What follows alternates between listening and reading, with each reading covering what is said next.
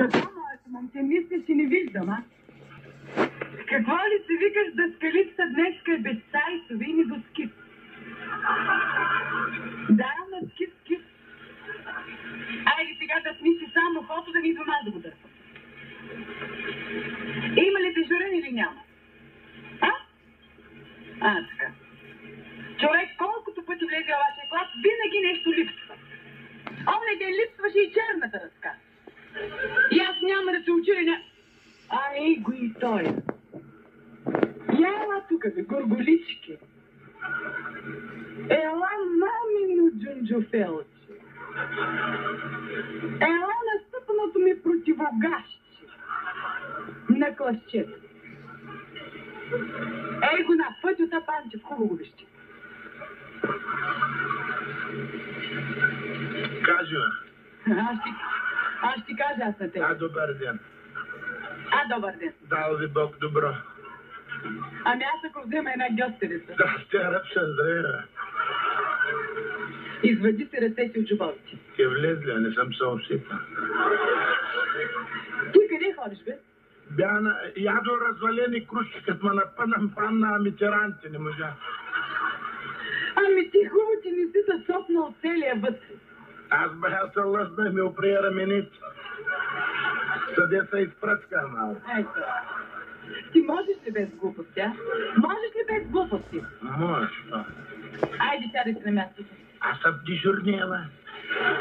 Ами, оле, майко, оле! Той ми бил дежурен, бе. Аз съм вас. Ами не ти ли умръзна, бе? 6 месеца дежурен тук. Бавно ми тече мандата. Не ми изтича. То ще текне, то така хубаво ще текне, че няма да спре. То да отекна за го ветеранте. Друг път крушнея да ги скучанте ги. Панчев, кажи ми сега, има ли отсъстващи или няма? Вчера имаше 4. Поради гъста мъгла загубила къде е училището. Задръднали огоре мака. Ги намери ми байлдисали между каст. Четат за историческото и революционно развитие на Лимпрома. Към 4 каси бяха прочели. И аз почна да чета на фан на първите 2 страни. Слав ме и коловоза, огъна се. Панчев, айде, моето момченце, не ми се разхождай по нервите. Питам те, има ли отсъстващи или няма? И какво ще има сега, вчера с днес? Не ще пада мъгла. Така ли? По химия и физика аз съм включена мъгла. Виж какво включеният. Питам те, в моя час има ли отсъстващи или няма? Рано влязах, не може да падне мъглата. Смейте се, бе, смейте се на къла на другаря си. Що вижда ли са? Не прозира. Да не е прокапала, ръцет го. Аз ще прокапя, а тебе хубаво ще прокапя. Аз имам чувството, моето момче, че ти не знаеш аз по какво преподавам. Не аз знам. Вие продавате? Аз не продавам. Преправлявате? Ей, това е. Аз нито продавам, нито препродавам. Че ви ще умрете от гладна. Сериозно? Аз преподавам. Повтори го. Даваш, нищо не даваш. Кажи ми по какво преподавам аз? По той... По Оно и го земени. На езика ми не мога да се сета сега. Ами айде изплюй го да чуя. Да ме напръскам. Защото ми е рябка оградата, че твъркам като минерален гейзер. Виж какво си, Пончо. Кажи ми по какво преподавам аз? Той е такова, нали? Литература. Не е лошо, Не е ли лошо? Не е лошо, Кося. Добре, тогава кажи ми сега в часа по литература. Има ли отсъстващи или няма? Днеска? Да. Кой ден? Днеска няма, всичко са тук. Това е какво се губиш. Това трябваше в самото начало да ми го кажеш. Днес часа по литература отсъстващи няма и край. Какво се губиш? Няма. Сега ли? Така, отсъстващи няма, значи цял час ще изпитвам. Ръката лясате. Ръка в кълъвълък сме. Само от банкета и отзад купувачиш не можеш днеска. Смейте се, бе, смейте се. А това, че е кразна срока. Ще не е идвал. Ние го чакаме на друга дата, ама... Майко, ти не се обаждай, не се обаждай. А това, че се насвъкали двойка до двойка? Да сме ги цвъкали ние! Виж себе много знайко, натрупал се 7 двойки. Че малко ли са? Ами аз тебе питам малко ли? Малко са. Малко ли са? Добре, щом са малко. Малко. Айде, сега от тебе почвам.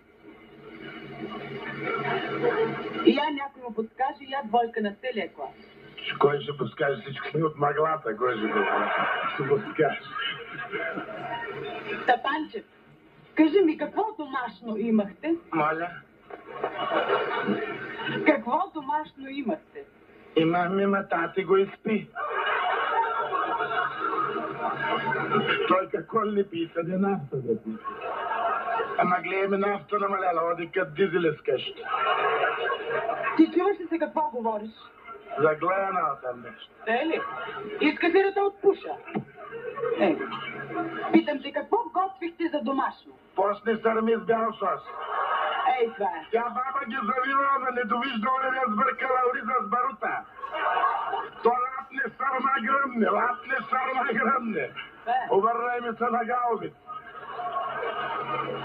В главата му само манджа. И ляпти. Дай пуканки. То съм минирахме.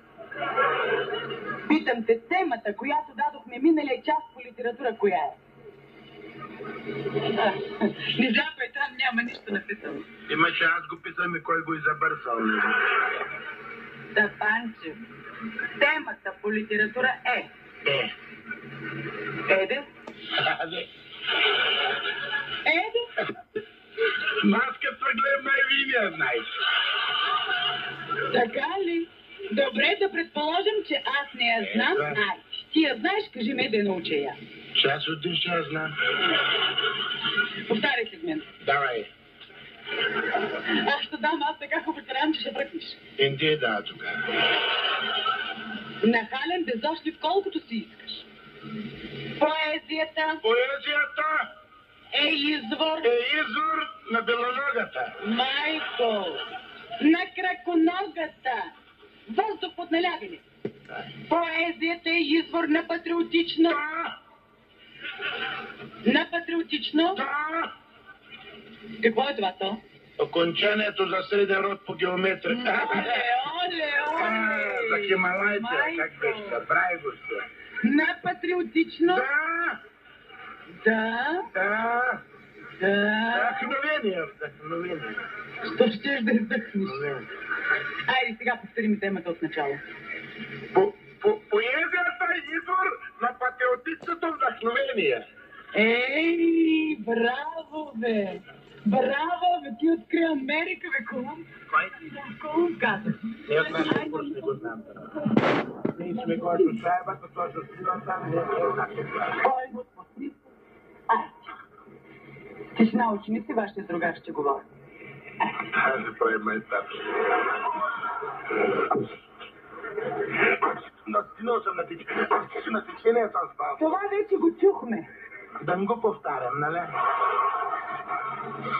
Виж какво, дръж се малко по-сериозно, защото нямам време и трябва и други да изпитвам. Айде!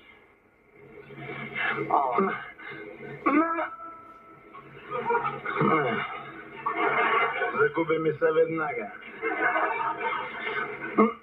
Напътала малъгала магазин. Оле! Не мога да захапя. Имаме температура, че ми се топи мисълта. Наш след като камчища ми става щата, мен. Не мога да захапя. Да се чуди с човек да се смее или да плаче. Се пише в куплет. Майко! Сега пък кое се пише? Литературата, защото тя по-действено въздейства както на слуха, така и на словозрение. Да. Тебе очно ти действа. Мисли, като говориш, не искам глупости. Да. По едно време, по Киндина, в България се е срещало тук, там е турско робство. Чакат! През два. Ей, това е. Айде, давай да видим какво ще измислиш. По това време, оно и сега. Тя България била нацепена е накъдрена на планини и долини. Била фризирана на сатонче. Майтъпчика. Ей, това е. Поне на той тур с такова, те са такова ли? Отличили са двамата солонски каскадьори. Оле! Солонски атентатора Кирила и Методия. Майко! Отличил са и конника от Мадара, мадагаскарския конник. И други кобилите умрели от шап по пътя. Сериозно? Майта! Хайде, ди! Ана бас! Ей го на, къде го чукаш, къде си пука? Отличили са и кулика 29 коли. И други, за тях нямам сведения. Как така? Как така ти се претъпкан с информация, представи си? Как дешек, маде? Аз има до тук нищо. Патрон? Нищичко, геврече. Дупка. Нула. Давам ти възможност мисли. А вие се смейте, смейте се. А това, че ще изтървем съревнованието с 11 клас, не ви интересува, нали? А това, че имате забележка по трудово обучение, също не ви касае. Утре който ми дойде без 3 килограма желязо и едно менгиме да му мисли. Ще правим и чукчета. А момчетата да дойдат с ръкоделие, да носят сини, жълти и оранжеви конци, ще шием кавиорчета, ловец с хръткалови пътпъдъци. Този модел... Аз те е глупости, Абе, ти не ми се хили, момченце. Ти не ми се хили, че тебе ще накарам цял чипровски клим да ми изпротираш. На пача стъпка или английски ластик да го кажа? Не, ще те накарам да го пъкаш. Извади се ръцете от джобовете. Ти павлеза. Айде. Най-високия поет до нашата литература е Христо Ботев. Родното му място е в Калифорния. Оле, майко! Канозер. Бъркам ги двата щата и не мога да ги... Ти знаеш ли, ако те почна? Знаеш ли, ако те почна, какво ще остане от теб? Да не ме ударите о главата, защото ще следвам. Тапанчев, ти ще ме умориш. Адана. Какво каза? Да носа сета викам да. Ами айде, да се сетиш. Айде се ти съсет. Ей, сега ще кацне сега. За Христо Ботев. За Христо Ботев. Той за пръв път предсказва изпращането на той на спътници в небесата. С думите спътник си ми бил ти в сърцето и поканял Каравелова да стават космонавти. Представи се, Каравелов взел, че не отишъл. И ни го пуснал Хач Димитър. Тъй ли що? Събрала му се много работа с тия, с самодивици. Майко! Той се е провикнал хляб или свинец, нарочно и кал думата свинец, да дразни турците и дяли свинско. Ами да, те пасяли спанат, представи си. Не се хили, ами мисли. Как може, бе? Как може една мисъл да не ти мине през ума? Сега мина не можах да я фана. Давам ти последна възможност, мисли какво ще говориш. А вие имате забележка от учителя по физкултура. Той жив ли е, А ще жена, така хубаво ще жив ли? Ще откашляш онеден по смърт, да не е опънал търнака, де. Вчера всички момичета са играли по Антус. Утре който ми дойде без бели шорти да му мисли. Лично аз ще проверявам на входа. Тие бели жорти одим като варосения фъски. Моите са от басма. Моля, деца, аз няма да се очудя, ако твоите са от тензух, например. Тензума и солът са не държат ластик. И прозират, виждат ми са записките. Ей го на! Солата! Ей това! Ой, аз кача с тя на козата ти е връкна лъжда. Ще приземих по фантазия. Ей това е! Тя се соли пред козата, а дойде ги взема, те ми разгледа автобиографията. Фу, ги на демка имах и не я видя. Това е! Това е царят на глупостите, хубаво го вижте. От устата му бисери, глупост е ръсът. Не, фърчетаратор. Аз ще разхвърча с тебе, хубаво ще разхвърча. Следващия поет по височина е Иван Вазов. Той в своя роман Една българка от баба Йоца, той е в плаващо положение. Тя преплава тунджа на брус, с шмайзер на рамо. И с една лека картечница. Лека, 65 килоера. Майко! Следващия поет е Киромилев. Той героично описал героическия български артилерист поп Андрей, който с топки се от шемшир замяргал грозовете. Разгоре. Нова зила. Нова загоре. Карават. Не можал да фърли до Айто, загряло му оредието. До Чикаго и назад. Следващите поети, които искам да засегна... Стига! Достатъчно ги засегна всичките поети. Чакам. Направо ги разсипах. Как просто ти се чуе на акъла? Ако ти въобще някога завършиш средното си образование, какво мислиш да правиш? А къде ще ходиш? Ти се ориентирал, ще следвам хирург. Оле, майко, оле! Ще влечема къса плакана. Виж, месари някъде можеш да станеш. Месар, отдел патология. Оле, че защо ще следваш патология, Ами ти си патологичен случай, бе, патология. То на теб хората трябва да се учат. Да учат, да съм Клавдий да се учат. Аз не мога да се начудя, бе. Роб нарича майна сладка. Речда мама, баба и на татка. Айде, сядай се на мястото. Сядай се на мястото 2. Сте!